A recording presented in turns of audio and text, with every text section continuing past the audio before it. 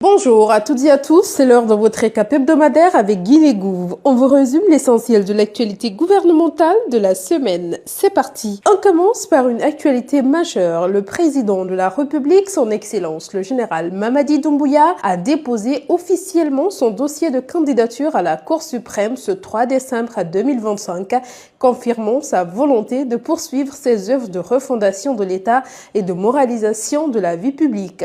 À sa sortie, il a été longuement ovationné par une foule de partisans venus lui témoigner leur soutien. Ce moment solennel marque une nouvelle étape dans le processus électoral en vue de la présidentielle du 28 décembre 2025. Dans la continuité de ce processus, la Cour suprême a procédé à l'installation du collège des médecins chargés d'évaluer l'aptitude des candidats à l'élection présidentielle.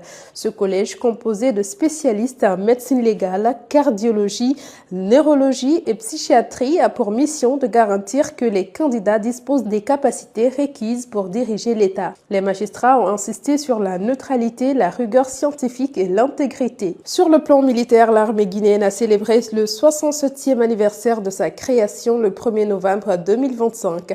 Le chef d'état-major général, le général Ibrahima Sori Bangoura, a salué les réformes de cohésion, de discipline et d'équipement engagées ces dernières années tout en réaffirmant la loyauté des forces de défense et de sécurité envers la nation et le peuple.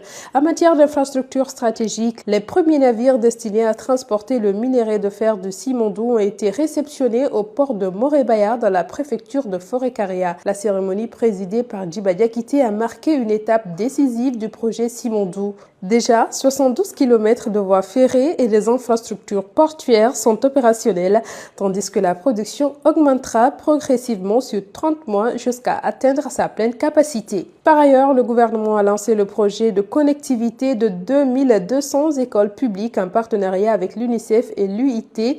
Après une phase pilote réussie sur 23 écoles, les résultats montrent un impact positif sur l'apprentissage. Aujourd'hui, 585 écoles sont déjà connectées et le déploiement se poursuit. Cette initiative s'inscrit dans la refondation du système éducatif voulu par le président de la République. S'agissant de l'approvisionnement intérieur, le ministre de l'Hydraulique et des Hydrocarbures, Aboubacar Camara, a annoncé de nouvelles mesures pour lutter contre la contrebande de carburant.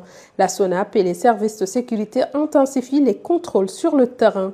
Plusieurs contrebandiers ont été interpellés afin de stabiliser l'approvisionnement et préserver l'équilibre du marché régional. Côté affaires religieuses, le secrétariat général des affaires religieuses a fixé le coût du Hajj 2026 à 58 325 000 francs guinéens. Deux compagnies aériennes assurant le transport